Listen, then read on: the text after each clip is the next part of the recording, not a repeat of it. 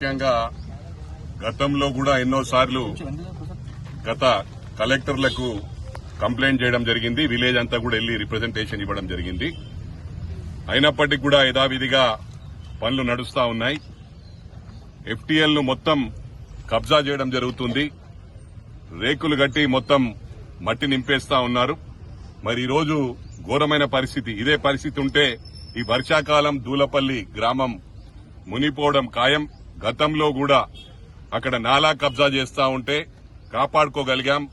Ruling పార్టీలో ఉన్నప్పటికీ కూడా రూలింగ్ పార్టీ మంత్రికే వ్యతిరేకంగా మేము ఉద్యమం చేసి ఆ రోజు కాపాడుకోగలిగాం. లేకపోతే 5 వారం రోజులు నేను ఇంట్లో నుంచి బయటకు వెళ్ళాలి. అంటే అంత 5 ఫీట్ వాటర్ ఉండేది నా ఇంటి ముందే.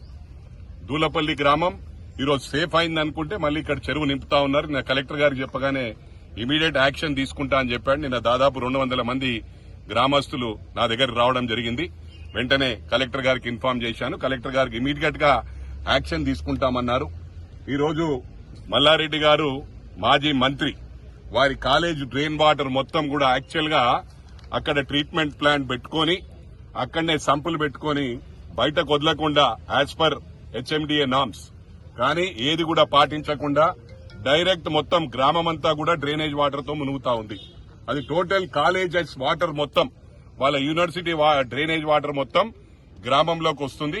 దీని మీద కూడా అధికారులు చర్య తీసుకోవాలి. లేకపోతే దీని మీద కూడా మేము వెంటనే వచ్చి అక్కడ బ్లాక్ చేస్తామని చెప్పి కూడా ఈ సందర్భంగా మల్లారెడ్డి యూనివర్సిటీ మేనేజ్మెంట్ కు మేము హెచ్చరిస్తా ఉన్నాం. వెంటనే మీరు ఆపండి. ఆపకపోతే మొత్తం గ్రామస్తులందరూ కూడా వచ్చి తప్పకుండా మేమే ఆపుతామని చెప్పి కూడా ఈ సందర్భంగా తెలియజేస్తా ఉన్నాను. ఎక్కడ కూడా కాంప్రమైజ్ అయ్యే సమస్య లేదు. ఇది గత ప్రభుత్వం కాదు, కాంగ్రెస్ ప్రభుత్వం. కాంగ్రెస్ ప్రభుత్వంలో చెరువులను 200% ప్రొటెక్ట్ చేస్తామని చెప్పి కూడా ఈ సందర్భంగా తెలియజేస్తాం.